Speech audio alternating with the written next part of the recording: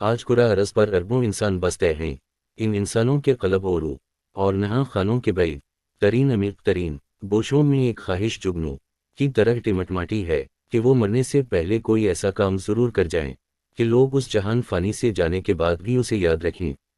لیکن سچ تو یہ ہے کہ زیادہ تر انسان خضرہ جڑی بوٹیوں کی طرح اپنے مقررہ وقت پر دھرتی پر نمودار ہوتے ہیں، اور پھر کوئی آواز کوئی تاثر دیے بغیر مٹی کے ڈھیر میں ڈل جاتے ہیں۔ اگر کسی کے پاس اقتدار اور دولت کے ذخائر ہوں تو وہ اپنی اس خواہش کو پوری کرنے کے لیے مختلف کام پر شکوا عمارتیں بنا کر خود کو تاریخ کے اوراق میں زندہ رکھنے کی کوشش کرتا ہے، لیکن وقت کی آندھی صدیوں کے غبار میں وہ گمنامی کے اندھے گار میں غرق ہو جاتے ہیں۔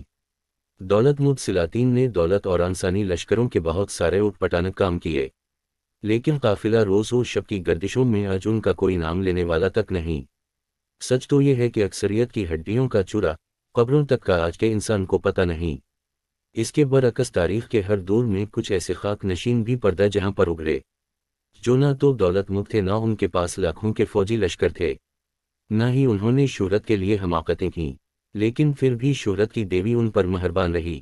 وہ دنیا سے چلے بھی گئے لیکن خدائے لازوال نے کسی نہ کسی طرح ان خاک نشینوں کو زندہ رکھا۔ یہ عظیم نفوس قدسی گلشن تصوف کے سدا بہار پھول ہیں۔ صدیوں کی الٹ پھیر سے بھی ان پھولوں کی تازگی اور رنگت میں فرق نہیں آیا۔ ان کی تازگی میں ایک اور رنگ ہر گزرتے دن کے ساتھ نکھرتا چلا جا رہا ہے۔ پیود لگے پرانے کپڑوں میں ملبوس یہ فرش نشین بے نیازی کی دولت سے مالا مال تھے، جنہوں نے ساری زندگی دانستہ کوئی بھی ایسا کام نہ کیا کہ وہ شہرت کے آسمان پر جگمگائیں یا زمانہ انہیں ان کے جانے کے بعد یاد کرے۔ لیکن وہ کیا وجہ ہے کہ نہ تو ان اولیاء اپنے دولت کے ذخائر کو لٹایا اور نہ ہی اپنے مریدوں کو شہرت کے حصول کے لیے استعمال کیا۔ خوراک بھی ان کی سادہ، کپڑے بھی سادہ ہی رہے، لیکن پھر بھی آج ان کے آستانے رنگ و نور میں نہاتے ملتے ہیں، جہاں پر دن رات درود و سلام، قرآن پاک، نعت شریف کے زمزے پھوٹتے ہیں۔ لاکھوں دیوانوں کا ہجوم ان کی قبروں کا طواف کرتا نظر آتا ہے، تو راز سے پردہ اٹھا ہے کہ انہوں نے کو ایسی عبادت یا ادا انسانوں کے دلوں میں ان کی محبت اور شہرت بٹھا دی ہے۔ انسانوں کے علاوہ کائنات کی مخفی قوتوں کے دلوں میں بھی ان کی محبت بٹھا دی ہے۔ اس کی وجہ یہ ہے کہ وہ خاک نشین تھے جنہوں نے اس پوری کائنات میں صرف خدا کو چنا، پھر خدا کی ہر چیز سے محبت کی، خود کو صرف الہی رنگ میں رنگا، پھر خدمت خلق کو زندگی کا مقصد اعلیٰ بنا لیا، انسانوں کی کردار سازی کی صالح انسانوں کو تیار کیا جو نفرت کی نہ بغض سے پاک تھے، جو محبت، رواداری، پیار و مساوات کے علم برادار تھے۔ یہ لوگ محبت کے مسافر تھے، خدا سے محبت کے بعد اس کی ساری مخلوق سے محبت کی۔ یہ خاص لوگ تھے جن کی ہر سانس خدا کی اطاعت میں گزری، پھر جا کر ایسے لوگوں کو شہرت دوام حاصل ہوئی ہے۔ بابا فرید الدین گنج شکر رحمتہ اللہ علیہ فرماتے ہیں، دوران سیاحت میری ایک دفعہ غزنی شہر میں ایک باکمال بزرگ سے ہوئی جو عبادت الہی کے ساتھ عشق الہی کے دریا میں غرق تھا، جن کی زندگی کا ہر لمحہ عبادت میں گزرتا تھا۔ میں 6 ماہ ان کے پاس رہا، اس دوران اس بزرگ نے دنیا داری کی ایک بھی بات نہ کی۔ صبح شام گریہ زاری کرتے، گریہ زاری اس قدر زیادہ کہ جسم پر رشا طاری ہو جاتا اور نیم بے ہوش ہو کر گر جاتے۔ ان کا یہ عمل برسوں سے جاری تھا۔ میرے پوچھنے پر بزرگ نے بتایا 30 برس پہلے میرے پاس ایک درویش آیا تو اس نے میرے ساتھ دنیا داری کی باتیں شروع کر دیں اور میں بھی اس کی باتوں میں شامل ہو گیا۔ اسی دوران غیب سے آواز آئی، اے میری محبت کے دعوے دار، یا تو دنیا کی بات چلے گی یا پھر ہماری۔ یہ سنتے ہی میں عرق ندامت میں غرق ہو گیا۔ وہ دن اور آج کا دن میں شرمندگی کی وجہ سے اپنی غلطی پر پچھتا رہا ہوں، مسلسل گریہ زاری کر رہا ہوں۔ تعالیٰ میری اس غلطی کو معاف کر دے۔ اب میں اس شرمندگی میں دن رات گریہ زاری کرتا ہوں کہ میں تو خدا کی دار تھا، لیکن روز محشر اگر خدا نے مجھ سے یہ پوچھ لیا تو میں کیا ماں دکھاؤں گا۔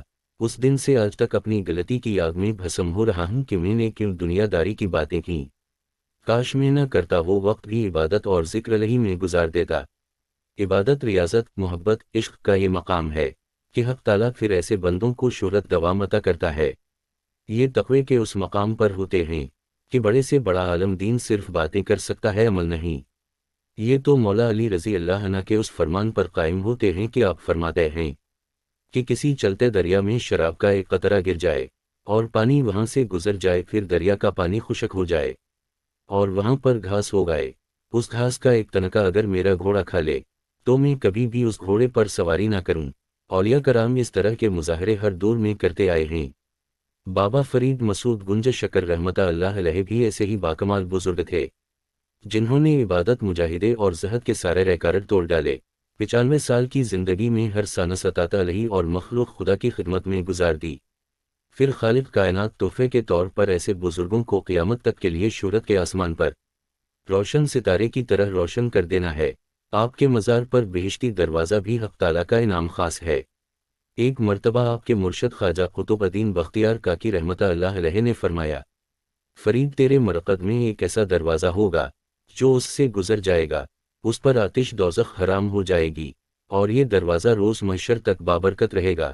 جب آپ اس جہان فانی سے رخصت کر گئے تو حضرت نظام الدین اولیاء نے حالت مراقب میں منظر دیکھا، جناب سرور دو جہاں بما اصحاب کبار علیہ اظہار اور اولیاء حق روزہ پاک کے شرقی دروازے سے باہر نکل کر روزہ پاک کے جنوب مشرقی گوشہ پر تشریف فرما ہیں اور فرما رہے ہیں، یہ نظام تو بآواز اعلان کر دے اور بشارت دے کہ تمام جن و انس جو بھی اس دروازے سے گزر جائے گا ارمان پائے گا۔ اور پھر سرتاج الانبیاء صلی اللہ علیہ وسلم نے فرمایا، داخل ہو جو اس دروازے سے اس نے امان پائی۔ بعد میں جہاں پر آقا کریم صلی اللہ علیہ وسلم کے قدموں کے نشان تھے، وہاں پر احترام کے لیے چھوٹا حجرہ تعمیر کر دیا گیا، جو آج بھی حجرہ قدم مبارک کے نام سے مشہور ہے اور آج بھی موجود ہے۔ اور پھر شاف محشر رسول کریم صلی اللہ علیہ وسلم کے حکم پر حضرت نظام الدین اولیاء نے مینار مسجد پر چڑھ کر 3 مرتبہ دستک دی۔ آج بھی حضرت نظام الدین اولیاء کی پیروی میں بہشتی دروازہ کھولنے کے وقت اسی طرح تالیاں بجائی جاتی ہیں اور پھر بلند آواز سے سرور دو جہاں صلی اللہ علیہ وسلم کا حکم سنایا جاتا ہے۔ آقا کریم صلی اللہ علیہ وسلم کا حکم سنانے کی دیر تھی، موجود اولیاء حمزہ کرام اور مریدین حق فرید یا فرید کے نعرے لگاتے اور دوڑتے ہوئے بہشتی دروازے سے داخل ہو کر نوری دروازہ سے باہر نکلنے لگے۔ اس دن کے بعد صدیوں پر صدیاں گزرتی چلی گئیں، صدیوں کی آندھی بھی اس والہانہ محبت کے رنگ کو دھندلا نہ سکی۔ اس واقعہ کی پیروی میں حق فرید کے دیوانے آج بھی حق فرید یا فرید کے نعرے مارتے ہوئے بہشتی دروازے سے گزرتے چلے جاتے ہیں۔ وقت دوڑتا رہا، لیکن خدا کے اس محبوب بندے کے دیوانوں پروانوں کی تعداد کم ہونے کی بجائے اور بھی بڑھتی جا رہی ہے۔ اس کی زندہ مثال ہم ہر سال عورس مبارک پر دیوانوں کی میلوں طویل قطاریں دیکھتے ہیں، جو گھنٹوں لائنوں میں لگ کر گھنٹوں انتظار کے بعد چروں پر عقیدت کے پھول سجائے ہونٹوں پر حق فرید یا فرید کے نعرے بلند کرتے بہشتی دروازے سے گزرتے چلے جاتے ہیں۔ یہاں بھی خالق کائنات کی وہی ادا نظر آتی ہے کہ وہ اپنے محبوب بندوں کو شہرت دوام عطا کرتا ہے۔ شہنشاہ دو عالم صلی اللہ علیہ وسلم اور خواجہ قطب الدین بختیار کاکی کے فرمان کے مطابق ہر سال عرس کے موقع پر بہشتی دروازہ 2 راتوں کے لیے کھولا جاتا ہے۔ 750 سالوں سے بابا فرید کے دیوانے بہشتی دروازے سے گزرتے ہیں۔ میری انفارمیشن اچھی لگے تو چینل کو لائک کریں، سبسکرائب کریں اور بیل آئکن پر کلک کریں۔ شکریہ۔